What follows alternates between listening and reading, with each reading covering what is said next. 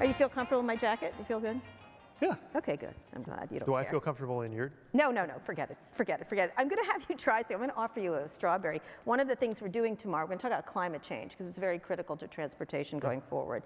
And one of the people we're showing is Oishi tomorrow. These are astonishing. You'll be tasting them tomorrow. These are strawberries that were grown vertically farmed, very little water, non-GMO, pesticide-free. They're expensive, but eventually, you know, things like this is the stuff the government has to start working on to figure out climate change better, to save things. Would you try one? Don't mind if I do. Thank you. All right, try it. See what you think. His PR person sound like the pressure. Just before we start. Okay. So my father-in-law grows strawberries, and they're very small. And what I've noticed is, the bigger the strawberry, the less flavor. I'm going to surprise you here. Right.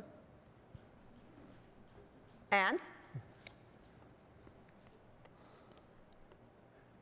You're smelling the straw. This is getting to be like Call Me By Your Name, but weird. That's very good. Okay. I just wanted to see the nose. Isn't that fantastic? That's very good. I know, isn't it? It's scary. So you're eating the whole thing. It's delicious. Thank you for eating my strawberry. Yeah, thank you. I don't believe I just said that to you. Anyway, so I want to start.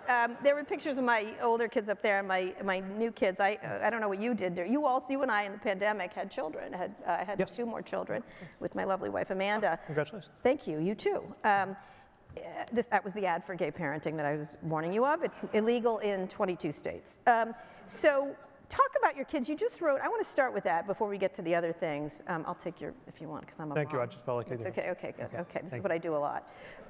So just put it over here. It's amazing how you get comfortable very quickly, right? I know, I'm trying to. Fluids I'm trying to. Food, Thank you. Oh, he pieces takes, of okay, I have a food man who takes away the Pete Buttigieg strawberry done that to me tops. too. So there's a lot of this, right? Like, Yeah, can me this disgusting thing and put it in my hand. You have a twin, a boy and a girl, you adopted. You wrote an essay that was astonishing. I thought it was great.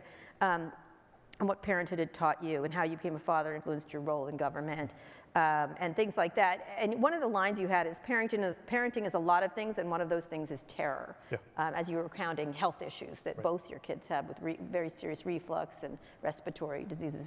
Very frightening as a parent, I know. Yeah. Talk a little bit about that, and I'd like you to sort of vector it to what's going on across the country right now with a lot of bills, a lot of anti-gay stuff, but parenting is something that gay people like you and I have been able to do rather easily. Maybe me easier because I can get pregnant, but talk a little bit about that in the essay while you wrote it. Yeah, so Chasten and I became parents just over a year ago, and it was on 24 hours notice. We'd been on the adoption list for a long time, but we got the call. And as often happens, the call was, here's the situation, here's a couple of complications you should know about. Also, it's twins, and can you be here tomorrow? And we said yes, and it's just been the most amazing. It's very hard not to lapse into cliches when you're talking about being a parent. It's magical, it's amazing, and it's terrifying, especially when they're not doing well and are. Both our kids, they're 100% right now and doing great. They look great with that celebrated their cake in first their birthday. face, yeah. You saw that? It was the best. We did a first birthday party for them. But we had some especially our son, Gus, was hospitalized with a respiratory virus, was on a ventilator for about a week. And you expect that when you become a parent, you'll be confronted with the vulnerability of your child. And I remember those moments, especially taking them to the baths when they were, 5 pounds, and you hold them against your chest, and they're just almost like a little frog, and you think about how dependent they are. But of course, what you discover as a parent is how dependent you are, especially when you run into situations like this. So we wound up at a hospital in Grand Rapids where the ICU was. If we didn't have friends and relatives by chance who were there in town helping us, especially helping me as I was with our daughter while Chasten was with our son in the ICU room and going back and forth, our babysitter. I mean, if we didn't have that, I don't know what we would have done. And I say this from an incredibly privileged position, good health insurance, have Chasten, most importantly, a good salary, and felt like we were barely getting through this. And so there is obviously a direct connection to policy in that policy can either help or it can hurt. And the fact that our marriages are under attack right now, when it is hard enough to navigate parenting or marriage when politicians don't consider themselves fit to pronounce on whether your marriage ought to exist.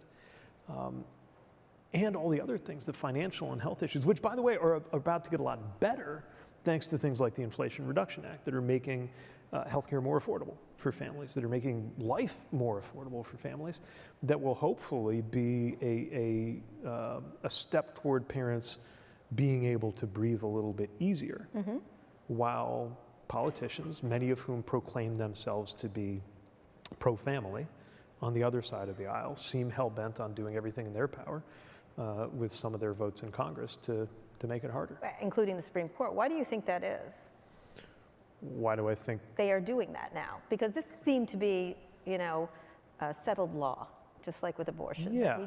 You thought finally, and I remember when I had one of my kids, adopted one of them, the amount of paperwork we had to do at the time, this is well before, the second set was like not that way, but still was laborious to get the rights. But the first one, I have a bunch of papers that you could kill a poodle with. It was ridiculous. And I kept thinking, equal rights under law doesn't mean I have to pay lawyers and I have to have all this protection. Besides, they're supposed to love families and hate paperwork. Yes, that's true, right. And so why do you think it's back? I'm curious, as someone who's pretty much less prominent.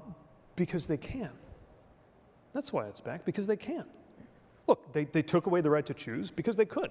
And it's not like they were sneaky about it.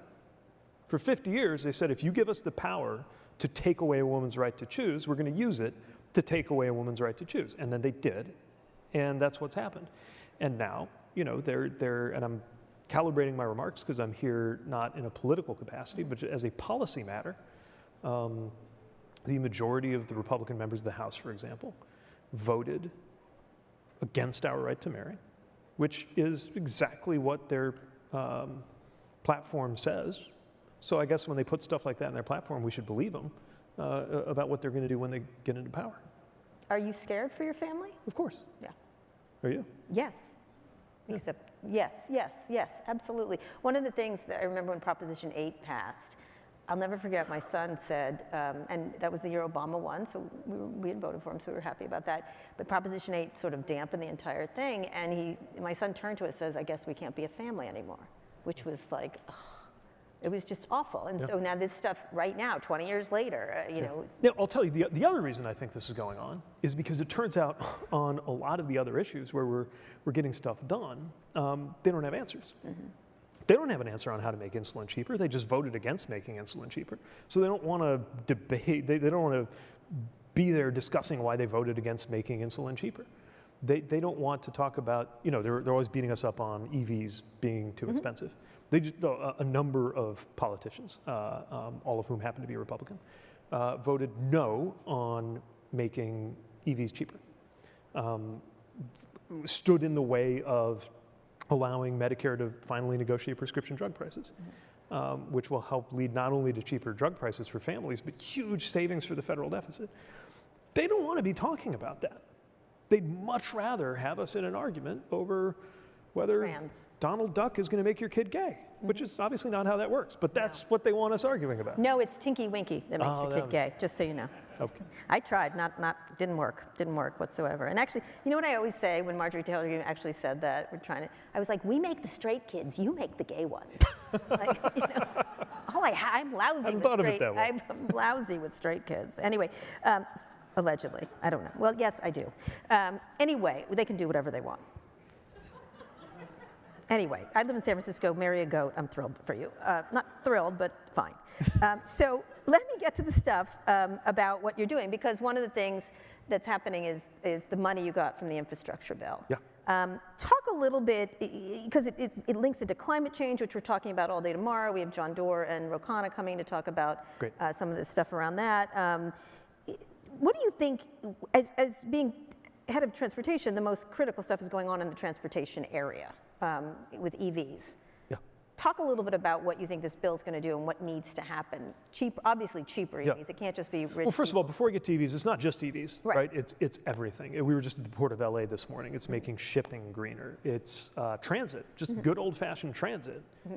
Every time somebody's taking transit, they're not dragging 2 tons of metal with them to get to where they're going. It's going to be more environmentally friendly, less emissions, less greenhouse gases, before you even get to what we're also doing within transit to make it greener, like helping communities purchase electric and zero-emission buses. So even what we're doing on trains has climate implications. But of course, the EV piece is a very big one, which has very direct implications for families, because to some extent we're all going to continue depending on driving as part of how we get around, and EVs allow us a zero-emission way to do that. Now here's the thing. This is going to happen. The industry is moving toward electric vehicles already. So one might ask, okay, if the industry is moving toward EVs, why use taxpayer dollars on this? Why have a policy why not if the market's going to do? Yeah, let the private sector do its thing. But there are 3 things that I think are not guaranteed, and all 3 things are things that matter to the country. That the government has to. And they matter to the administration, right? So they call for a policy intervention. 1, it's not guaranteed it'll happen fast enough to help us beat climate change. 2, it's not guaranteed it will happen in an equitable way. Right? The people who stand the most to gain from EV ownership are the lowest income people who could save the most on gas money, but only if they can afford the things in the first place. And then 3rd, it is not guaranteed that this EV revolution will be made in America. And as the son of an auto town, South Bend, Indiana was the hometown of Studebaker. And even though Studebaker had shut down 20 years before I was born, that fact remained the dominant fact about my hometown well into the time that I was mayor. And so I know what it means if we get left behind on an automotive innovation curve. So for those 3 reasons, it makes all the sense in the world to invest, to accelerate adoption so we can get those climate gains sooner rather than later, to fund both the charging and the affordability of the cars themselves to make them cheaper so more people can get in on them. Right, so it shouldn't be up to the private sector to do this, given they're going to be the ones benefiting the most from it. Yeah, I mean, I just don't think the private sector will do those things automatically. And there's certainly no guarantee the private sector has any reason to care about whether this is made in America, but we do. I mean, as an administration, we do. And cultivating that kind of industry here, just like the CHIPS Act, cultivating an American capability in these things is important as a matter of economic security, and I would argue even as a matter of national security. So one of the things is the tax credit, among the many things. Rank them in terms of importance from your perspective that's in this bill. The tax credit is one. Look, there's 2 main barriers, right? There's the range anxiety, although some of this is psychology, because how many of us routinely drive 300 miles in a given day, which is the range of a lot of these cars, but still. Some of us do. And so it's very important not only that you can charge it overnight, but that you can charge it along the way. For inexpensively. So, and that it's affordable. Yeah, so there's the charging piece, right? That's one reason you would think twice before buying one of these things. And then there's just the sticker cost of it, the fact that it costs very more. Expensive. But we're getting closer to parity. We're getting closer to where even if your car payment's higher, your gas costs are lower and your maintenance costs are lower, and you're going to come out ahead. Yeah, it's called the green premium, right? That you pay for. Right. We're on the bubble of that, depending on the model, but frankly, the OEMs are eating a lot of that in order to gain on a competitive basis. So anyway, there's the cost of the car, and then there's the ease and the cost of charging. Which one's more important? I think it kind of depends on the moment. Look, right now, the automakers can't make them fast enough. There's a lot of demand. Correct. But over time, I do think that cost effect, especially for the equity reason I mentioned earlier, is going to matter more than ever. Meanwhile, I think building out that charging network, which we're doing, we're taking $7.5 billion, 5 of it's going to the states to build chargers across the highway system. So you never go more than 50 miles without there being a good charger available. And then the other 2.5 is for community charging. And the idea here, again, what does the private sector do and not do, right? Right now, there's private sectors running charging stations all over the place. They are. But, there are a lot of places, multifamily dwellings, where it just doesn't pencil out the way it does around the corner from the Beverly Hilton to put in a charger. We can buy down that difference and help make that accessible in more neighborhoods. And the credits, which I think are important. I remember the early credits in California on my ex-wife bought a car. Google actually gave everyone electric cars, which was crazy. Nice. I know, it was nice. Google has a lot of money. I don't know if you've heard. But she got a sticker, was able to go to work faster, all kinds of stuff. And there was a credit. There was also credit. We did the same thing. We put solar on our roof very early. Big credit. It almost paid for itself. Yeah. Talk about that, what you're trying to do there, because there's limit. It's confusing. The credits. Yeah, I know it's confusing. And it's because the idea is not just kind of simply to get more EVs done. I mean, we don't need, if you want one of those Porsche Taycan $180,000, good for you, but we're not going to use taxpayer dollars to help with that. Right. So it's about US-made vehicles for people in an income bracket where it's going to make the biggest difference, with battery and other components that are made in the US. So we're also driving more onshoring of. So you have to buy specific cars. Right, so the cars qualify, and that it's a sliding scale. It'll become more rigorous year by year. Right, except batteries are hard because they're made everywhere, right? Because the nickel, some of it's made here, but you can't fully make things here. Right, yes, and there's a formula for how much of the sourcing is done that I think industry will hit. But it's also about pushing industry in the same way that our fuel economy standards push industry to do things they themselves used to say were impossible, and that they have now risen to the challenge of doing because they had to. In this case, it's not a mandate, it's an incentive, but that incentive is going to help kickstart that. So Governor Newsom was here earlier, he was talking about the car announcement they're making. How do you look at those kind of things? A state like California another state makes an announcement, nobody cares, but this is a huge state. These automakers pay attention, it makes a big difference. How do you look at things like that by states involving themselves? It's a big deal, and you know, states, look, we have a federal policy, but states are famously the laboratories of policy and democracy. They often try to do things that go further or be above and beyond. I think that's the policy that's being contemplated here.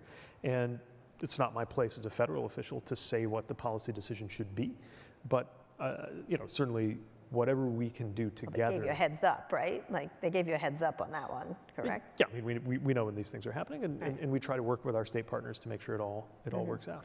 So one thing that I've been struck by, and I was struck by, Elon was here last year, and he's on a journey right now, so I thought it best he not come this year. But no question a visionary in the EV area. He pushed this forward more than anybody else. What is the reluctance of the Biden administration not to say his name? I know you had Mary Barra there, great, they're making great stuff. We're showing off one here. What is his role in this from your perspective, and what is the reluctance? And I get that he tweets like a jackass, but so what? No, look, I'll work with anybody.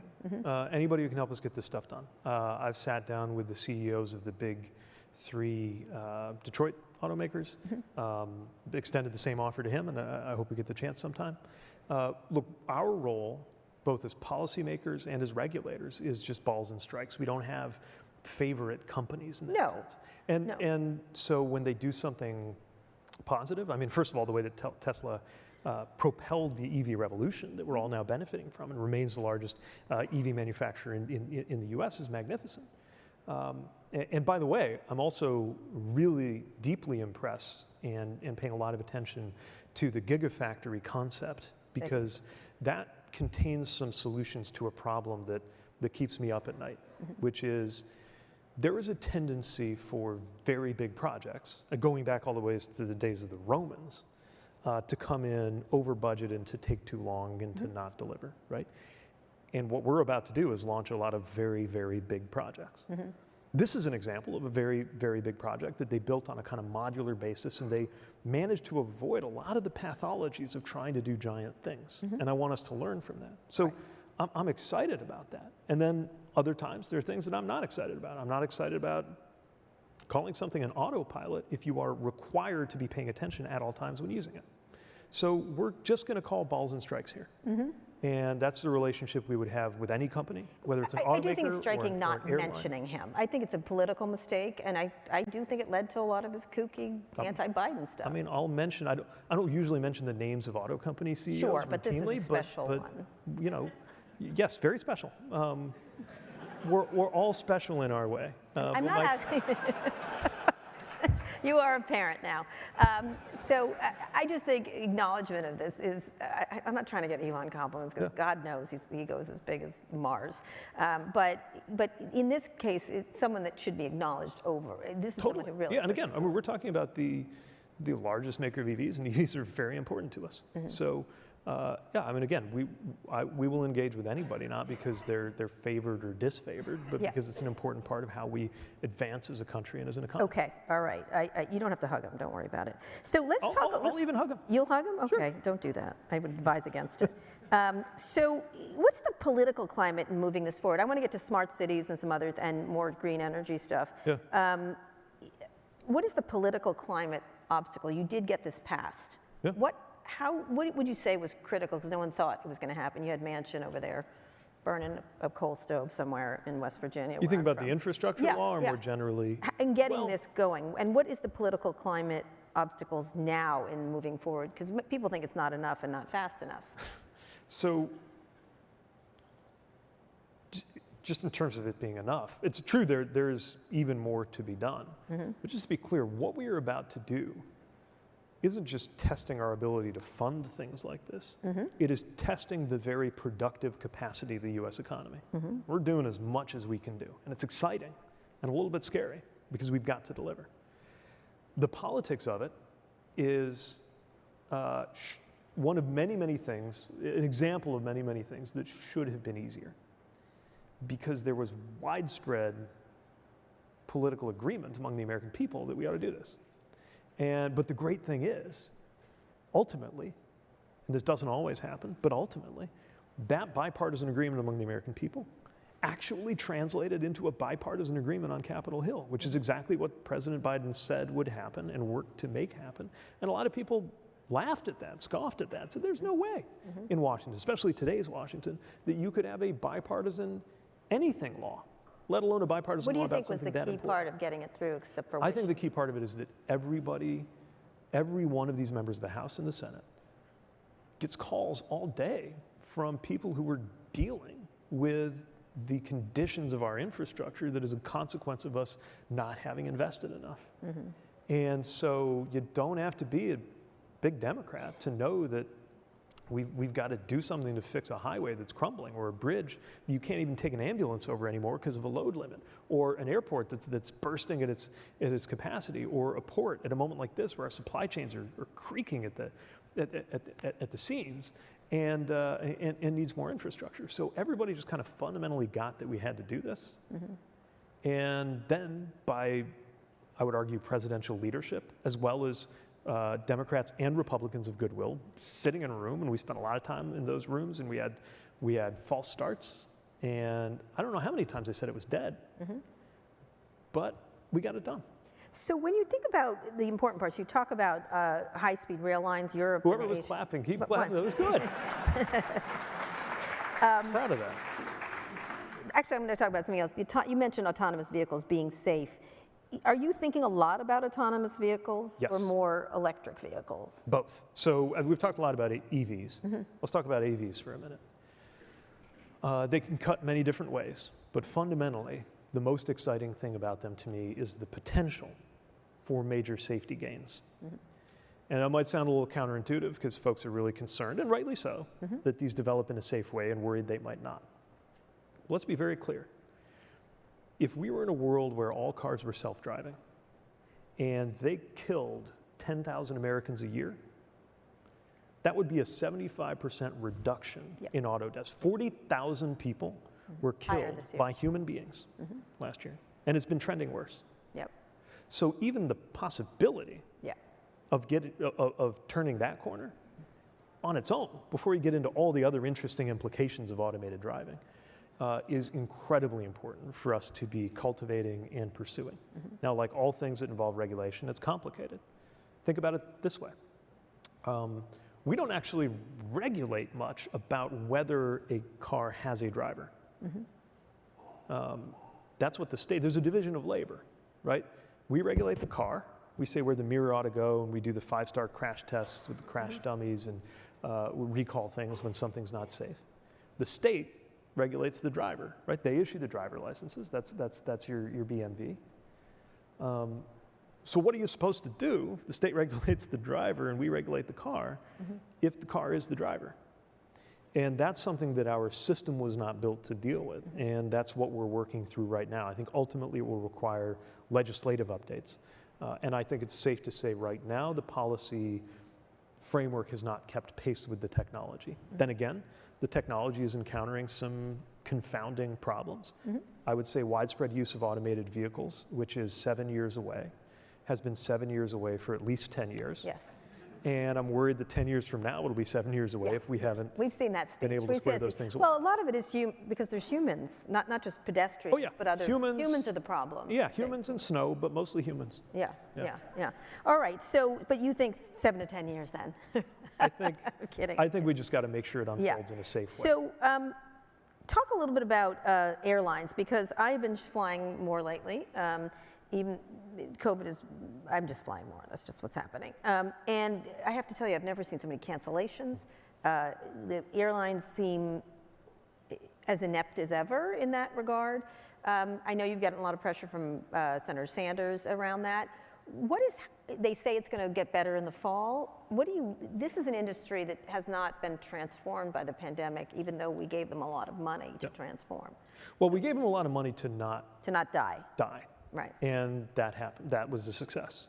But now they need to deliver, right? The demand is back. Well, by the way, this is great news for our economy. The demand is back. People have the income and the inclination to be flying again. That's fantastic. But they are selling tickets to passengers who expect to get to where they're going. They got to be ready to serve the tickets that they sell.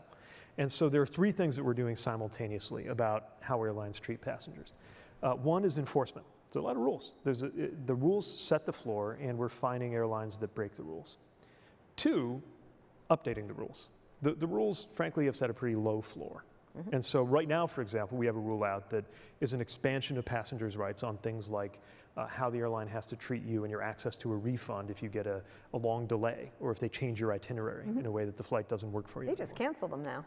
Well, that happens too. And a lot of people are not getting the refunds they're entitled to when that happens. So we enforce the rules, we raise the bar on the rules, and then the third part, which I have found is actually the one that's getting us results the quickest, is to just use transparency. So in a matter of 2 weeks, we set up this tool, and all we did was we made clear what the airlines will commit to doing when you get stuck, for example. Will they give you a voucher for a hotel? Will they cover your meal? Will they book you on another airline?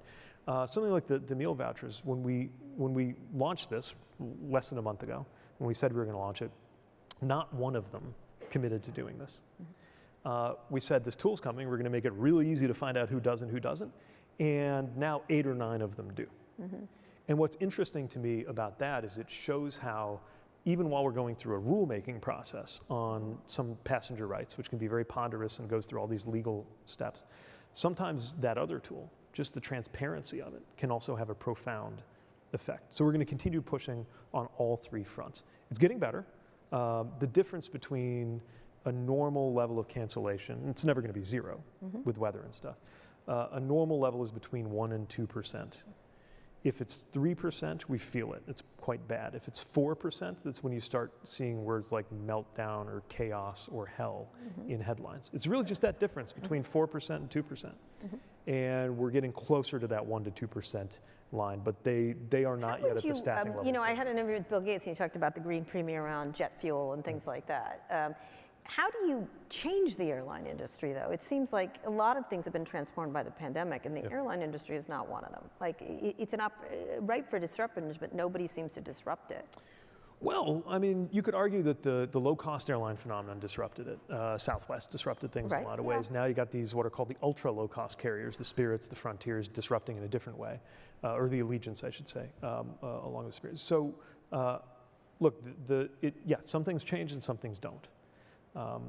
From a climate perspective, the thing that seems exceptionally hard to change is propulsion, which is why, unlike a car where you're changing the drivetrain to become electric, and that's a technology that's in widespread use today and eventually going to be dominant, the best play we have in the short to medium term is actually the fuel that goes into the jets that works on existing equipment. And we have sustainable aviation fuel. It's nascent. It's expensive, but the Inflation Reduction Act includes provisions that are going to help us, I believe, scale that up and make air travel more sustainable, even while we see the sector move in the longer term toward. There's no investments in supersonic, though, correct, or things like that? That's going on. I mean, that's, again. There's a lot of startups, I've noticed. Yes, there is. But not the government. It's interesting to watch. I mean, look, we do some research as a government in propulsion, but I think the policy imperative now has more to do with making sure that it's not contributing to climate change than other benefits of supersonic travel. It's interesting because the loan you made to Elon worked out rather well, mostly for him, but it worked. And he never calls, he never writes. He never writes. You need to hug him. I told you. Let me finish up talking about, and then we'll have questions from the audience. Smart cities, something that's you're very interested in. Yeah. Talk about what that means to you. Yeah. So, for example, we're about I've heard to launch. That word. I know, you were it's one of very those, young since I've heard that word. 20, 30 years I've been hearing smart cities. Smart cities.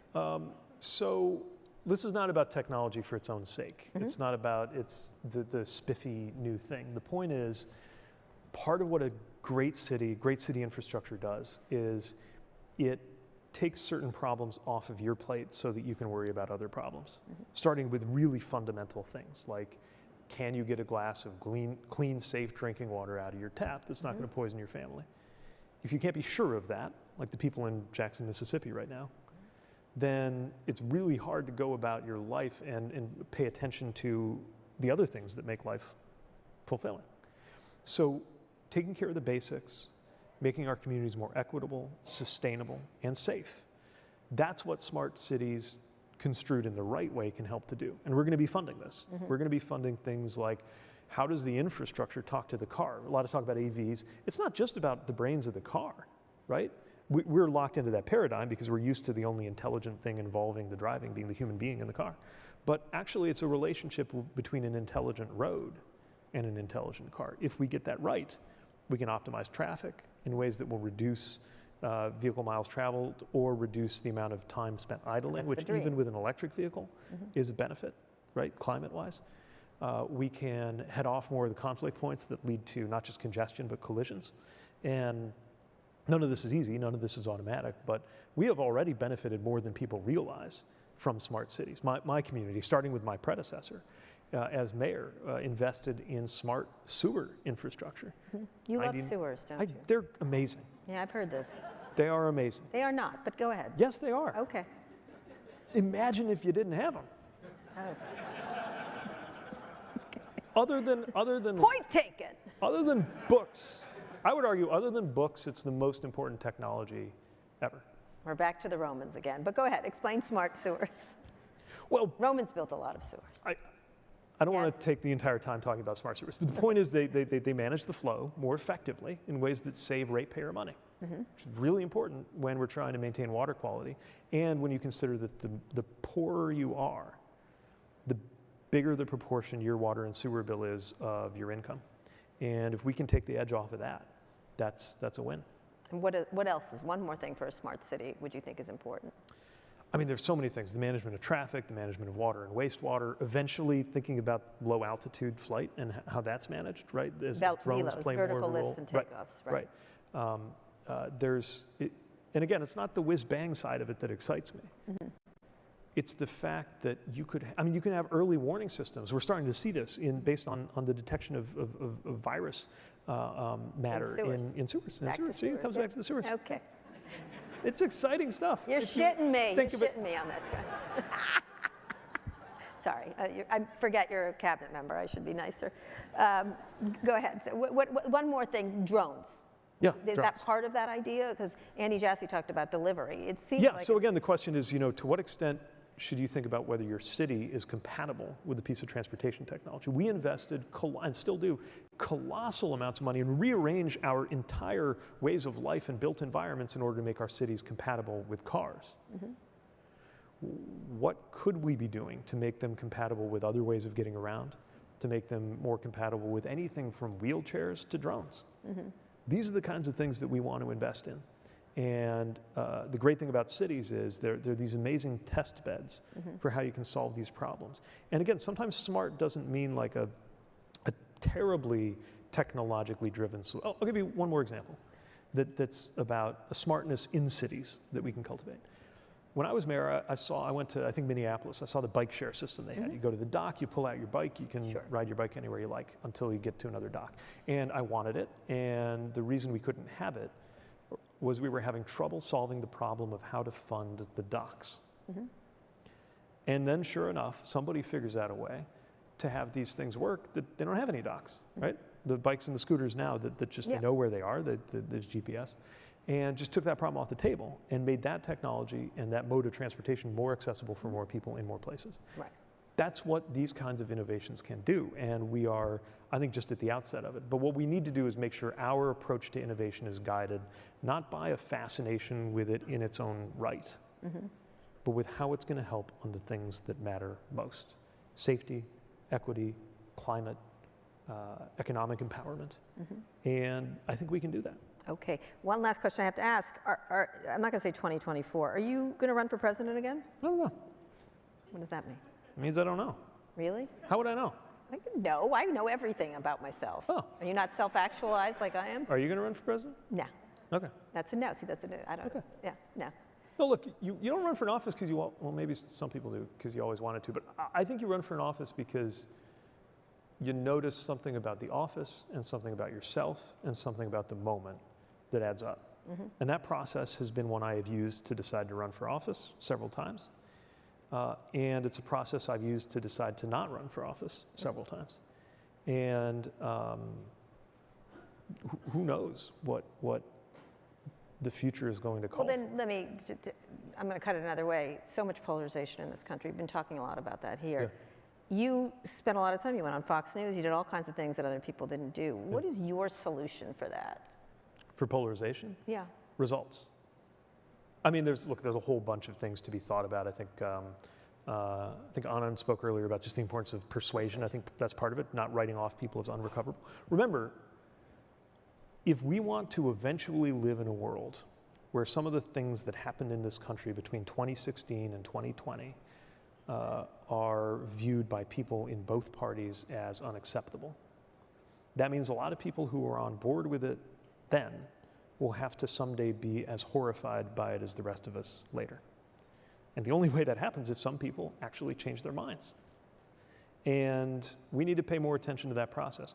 But I think another thing, and the president has been, I think, very clear and very thoughtful about this, is that profound questions like democracy and national cohesion are at stake in unsexy workaday issues like, can we get the highway to be repaired, or have better trains in this country, or have our supply chains work?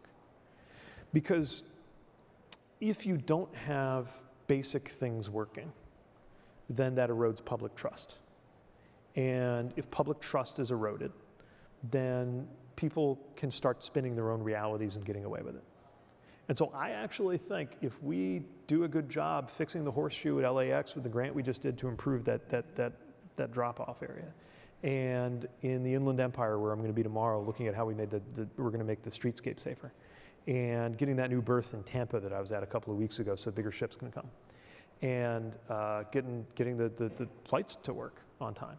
I mean, that's largely the airline's job, but that's an infrastructure question too.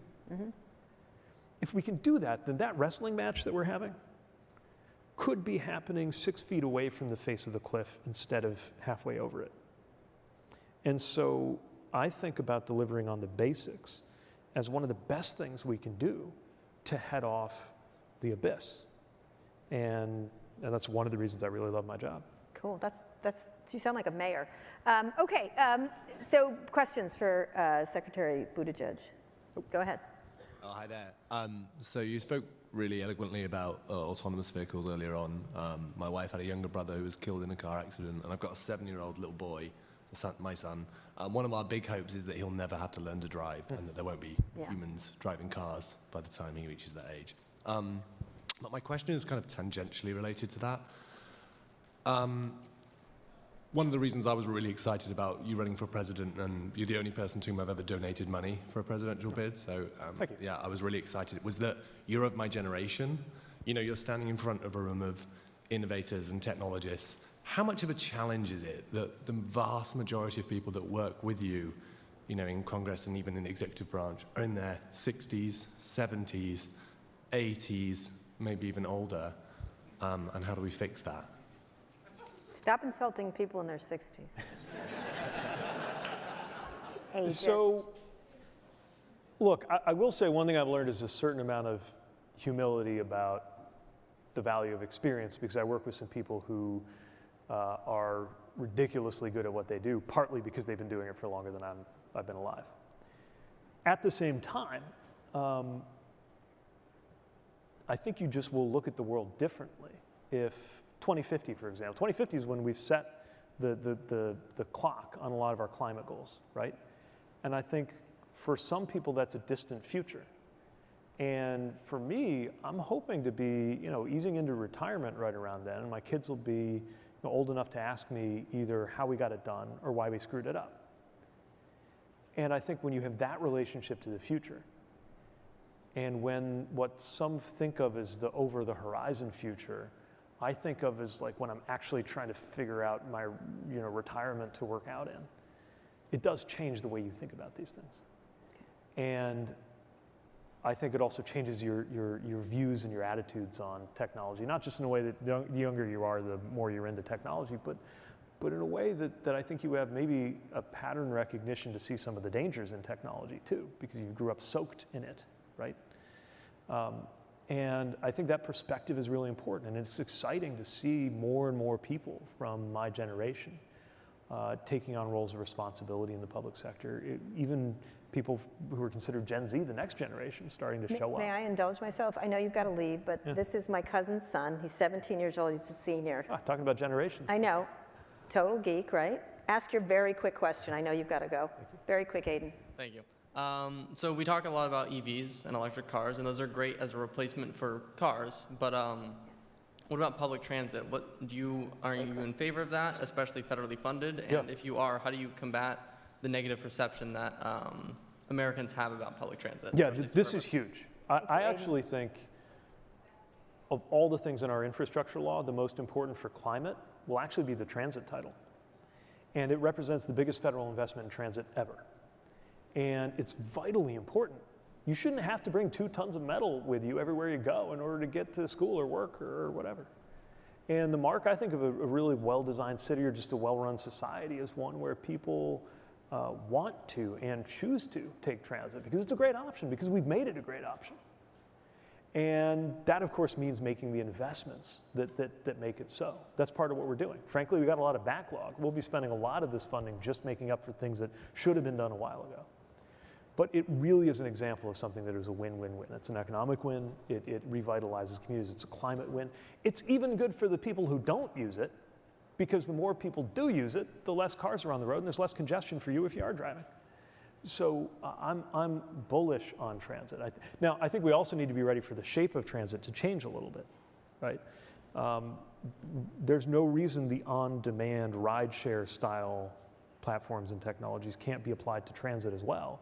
There are some places where it'll always make sense to have 40-foot articulated buses going by. There are other places, Root's place, like where I grew up, where maybe instead of a hub and spoke system, you have a 6-seater vehicle that could be summoned or other ways of doing it. And that's part of what I'm excited to see happen in the next 10 years. And this is being done not just in the sexiest, sizzling, coastal, well-moneyed town. Kansas City is doing really interesting things with transit. So I'm glad you raised it, because I think while EVs command more of the attention and they get more the coverage and for some reason more of the controversy, transit is as big, if not bigger, a part of how we're going to meet our climate goals on the transportation side.